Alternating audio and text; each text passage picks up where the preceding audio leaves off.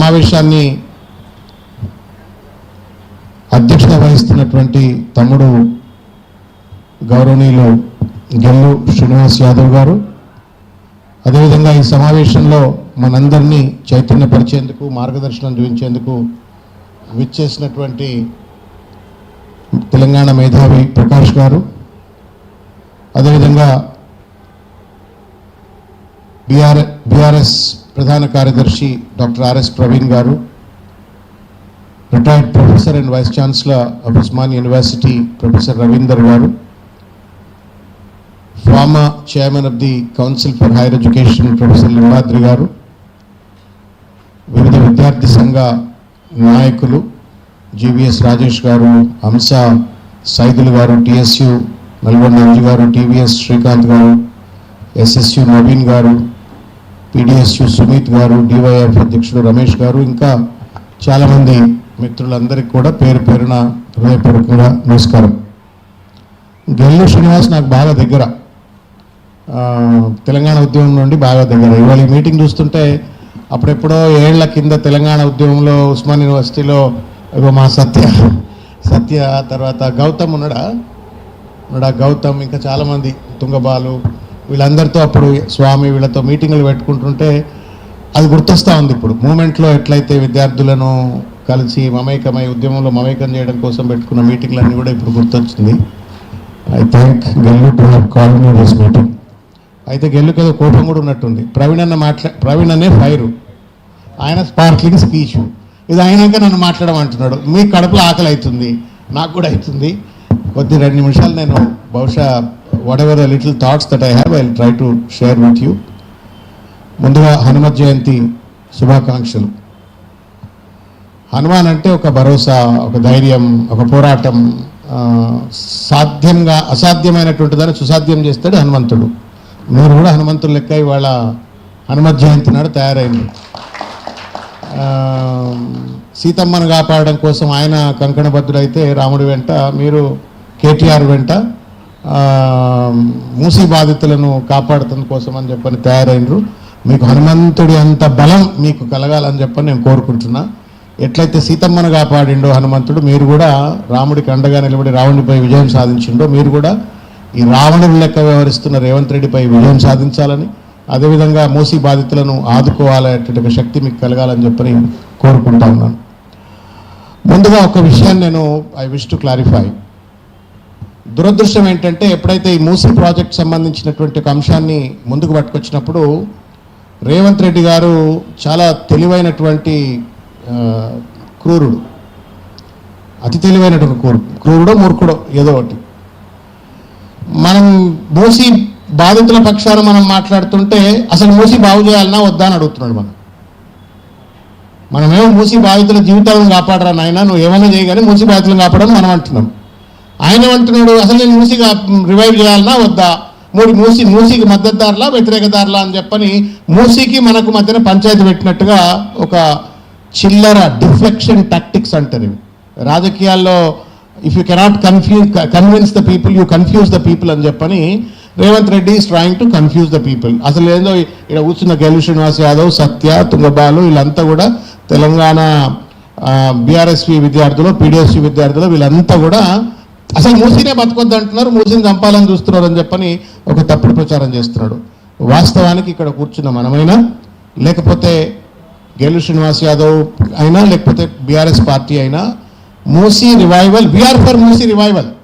మూసీ బతకాల, మూసీ పునరుజ్జీవం చెందాల. ఎందుకంటే మూసీ నది అనేటువంటిది తెలంగాణ అస్తిత్వానికి, తెలంగాణ సంస్కృతికి, తెలంగాణ జీవన ప్రయాణానికి మూసీ అనేటువంటిది ఒక ప్రత్యక్ష సాక్ష్యం, మనలో అంతర్భాగం. కాబట్టి ఆ నదిని కాపాడుకుంటే తెలంగాణ అస్తిత్వాన్ని, తెలంగాణ గౌరవాన్ని కాపాడుకున్నట్టు. కాబట్టి ఆ నదిని కాపాడుకోవాలా అనేటువంటి ఒక నమ్మకము, విశ్వాసము, ప్రణాళిక బీఆర్ఎస్ పార్టీకి పార్టీగా ఉంది, ప్రభుత్వంగా ఉంది. అందుకే కేసీఆర్ గారి నేతృత్వంలోనే ఆయన ముఖ్యమంత్రిగా ఉన్నప్పుడే మూసీ పునరుజ్జీవ పథకాన్ని మొదలుపెట్టినారు. దానికి సంబంధించి విస్తృతంగా కేటీఆర్ గారు మాట్లాడినారు. తర్వాత రకరకాల వేదికలపైన బీఆర్ఎస్ సంబంధించిన నాయకులు మాట్లాడినారు.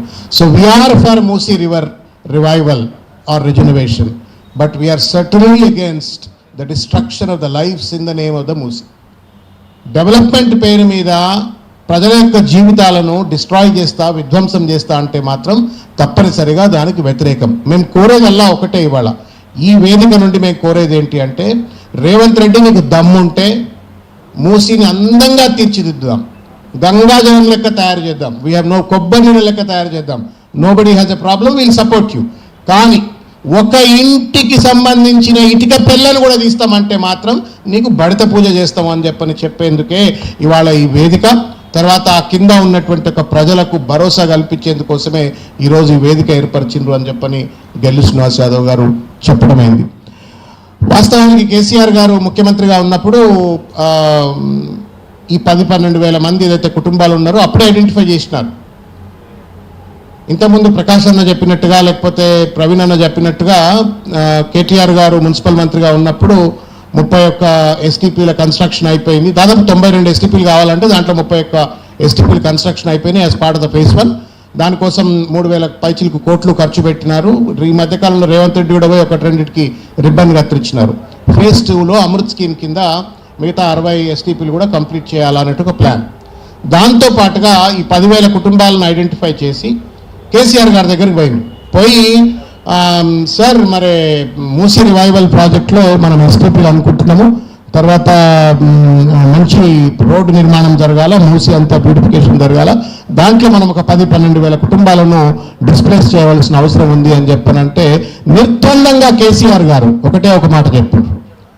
మానవతావాది అయినటువంటి ఒక రేవంత్ రెడ్డి కేసీఆర్ గారు ఏం చెప్పిండ్రు అంటే, నిర్బంధంగా మీరు మూసీని ఎంత అభివృద్ధి చేయాలంటే అంత అభివృద్ధి చేయండి, ఎన్ని నిధులు కావాలంటే అన్ని నిధులు నేను కేటాయిస్తా, కానీ ఒక్క ఇల్లును కూడా కూల్చొద్దు, ఒక్క ఇంటిని కూడా మీరు డిస్ట్రాయ్ చేయొద్దు, ఒక మనిషికి కూడా, ఒక కుటుంబానికి కూడా అన్యాయం జరగొద్దని చెప్పినటువంటి ఒక మహానుభావుడు మానవతావాది కేసీఆర్ గారు. ఇది కేసీఆర్కు ఉన్నటువంటి ఒక human orientation, people orientation or pro people development orientation. ఇక్కడ రేవంత్ రెడ్డి ఆళ్ళు లేదు, సూళ్ళు లేదు, కొడుకు పేరు సోమలింగం. పిల్ల పుట్టక ముందే కుళ్ళ కుట్టినట్టుగా 1,00,000 కోట్లు అని చెప్పిండు. మొట్టమొదటిసారి మీరు రిమెంబర్ మూసీ నది ప్రకటన పేరు వచ్చినప్పుడు 1,00,000 కోట్లు అని చెప్పని అది వేరే ముచ్చటం. మళ్ళా నన్ను కోసిన ₹1 లేదంటున్నాడు, పిల్లలకు గురుకుల స్కూళ్ళకు విద్యకు డబ్బులు లేవంటున్నాడు, భోజనాలకు డబ్బులు లేవంటున్నాడు, ఫీ రియంబర్స్మెంట్ డబ్బులు లేవంటున్నాడు, దేనికి డబ్బులు లేవంటున్నాడు, సంక్షేమానికి డబ్బులు లేవంటున్నాడు, అభివృద్ధికి డబ్బులు లేవంటున్నాడు. మొత్తం ఆర్థికంగా రాష్ట్రం దివాలా తీసిపోయింది. వాళ్ళ మనం చూస్తున్నటువంటి బడ్జెట్ అంతా కూడా ఒక ఇన్ఫ్లేటెడ్ బడ్జెట్. ఇది ఫైనాన్షియల్ పొజిషన్. ఈ పరిస్థితుల్లో 1,00,000 కోట్లు అని చెప్తూ డిపిఆర్ లేదు, డిస్ట్రక్షన్కు తయారైపోయిండు, డిస్ప్లేస్మెంట్కు తయారైపోయిండు. ఇండ్లన్నిటికీ కూడా మార్కులు చేసి పడేసి విధ్వంసం ఒక బుల్డోజర్ రాజ్యం నడుపుతా ఉండు. ఇది కేసీఆర్కు రేవంత్ రెడ్డికి ఉన్నటువంటి ఒక తేడా. కేసీఆర్ ఏమో ఇల్లు కూల్చకుండా మూసీని బాగు చేయండి అన్నాడు. రేవంత్ రెడ్డి ఏమో నేను ఇళ్లను కూలుస్తా, జీవితాలు చిత్రం చేస్తా, ₹1,00,000 కోట్ల తప్పుకపోతా, దండకపోతా అని చెప్పని ఒక క్రూరమైనటువంటి ఒక అవినీతిపరమైనటువంటి ఒక ప్రతిపాదన ముందుకు పట్టుకొచ్చి వాళ్ళ విశృంఖలంగా పనిచేస్తున్నటువంటి ఒక తీరు. అయితే నేను ఒక విషయం చెప్పదలుచుకున్నా. బఫర్ జోన్ ఇవాళ రేవంత్ రెడ్డి వాళ్ళు కట్టుకుని ఏళ్ళ కింద కట్టుకున్నారు. వాళ్ళకి జిహెచ్ఎంసీ పర్మిషన్ ఇచ్చింది, కరెంట్ ఉన్నది, నల్లు ఉన్నది, సివిక్ కమ్యూనిటీస్ ఉన్నాయి, అండ్లు ఉన్నాయి. అండ్లో ఉన్న వాళ్ళంతా ఇంతమంది ప్రవీణ అన్నట్టుగా పేద మధ్య తరగతి బహుజన వర్గాలు, దళితులు, ఇంకా చిన్న చిన్న జాతులకు సంబంధించిన వాళ్ళంతా అక్కడ ఉంటే ఇవాళ వాళ్ళ జీవితాలను ఒక ఆధిపత్య అహంకారంతో ఇవాళ చిత్రం చేస్తారు. ఫత్వాలు జారీ చేసి ఇవాళ వాళ్ళను చిత్రం చేస్తా అని చెప్పినట్టు ఇది మానవత్వం అవుతుందా? ఇది రాజ్యాంగబద్ధం అవుతుందా? ఇదేనా ప్రజాపాలన అంటే? దీనికోసమైనా రేవంత్ రెడ్డి ముఖ్యమంత్రి గద్దె మీద కూర్చుండు అని చెప్పి మనం ప్రజల్ని చైతన్యపరచవలసిన అవసరం ఉంది. నాకు బాగా గుర్తు, తెలంగాణ ఉద్యమం పీక్గా ఉన్నప్పుడు there was an act that was brought in. మీరు కూడా చదువుకొని ఉంటారని నేను అనుకుంటున్నా, తెలుసు కూడా మీకు కూడా. లార్ అంటారు, land acquisition resettlement and rehabilitation act 2013 అని చెప్పని యాక్ట్ వచ్చింది. దానికి కూడా పెద్ద ఎత్తున కేసీఆర్ గారు అప్పుడు పార్లమెంట్లో సభ్యులుగా ఉన్నారు. అప్పుడు వారు కూడా దానికి మద్దతు చెప్పిండ్రు. టీఆర్ఎస్ పార్టీ కూడా నిర్బంధంగా ల్యాండ్ అక్విజిషన్ యాక్ట్ మద్దతు తెలిపి ఆ బిల్లు పాస్ అయ్యేటట్టుగా, చట్టం అమలయ్యేటట్టుగా తోడ్పడ్డది. ఆ చట్టం పూర్వాపరాలు ఒక్క నిమిషం నేను రేవంత్ రెడ్డి మొద్దు నిద్రపోతున్న రేవంత్ రెడ్డి వినాలని చెప్పిన ఈ సంగతి చెప్తా ఉన్నాను. This act was initiated by Rahul Gandhi. Land acquisition act was initiated by Rahul Gandhi.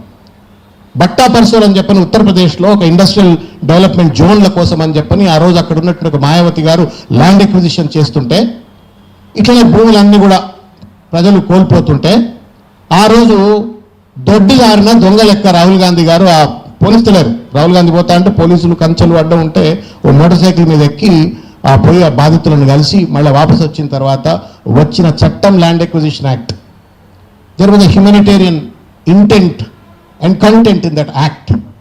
నువ్వు డెవలప్మెంట్ పేరు మీద జీవితాలను విధ్వంసం చేయొద్దు అన్నట్టుగా స్పిరిట్ తోటి ఆ చట్టం పట్టుకొచ్చిండ్రు.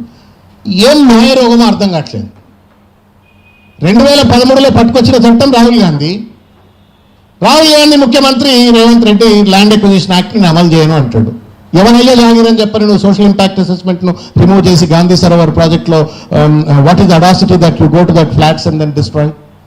ఎట్లా చేస్తారు అట్లా? చట్టం అంటే గౌరవం లేదా? రాజ్యాంగం అంటే గౌరవం లేదా? రాహుల్ గాంధీ ఏమో రాజ్యాంగం పట్టుకొని దేశం అంతా తిరుగుతున్నాడు, జై సంవిధాన్ జై భీమ్ జై బాపు అని తిరుగుతున్నాడు. రేవంత్ రెడ్డి ఏమో నై సంవిధాన్ నై బాపు నై భీమ్ అని చెప్పి తిరుగుతా ఉన్నాడు. ఎట్లా ఈ కాంట్రడిక్షన్ ఏంటి? ఢిల్లీ శ్రీనివాస్ ఏమైనా కేటీఆర్ మాట దాటగలుగుతాడా? కేసీఆర్ గారి మాట ఆర్ఎస్ ప్రవీణ్ అన్న దాటగలుగుతాడా?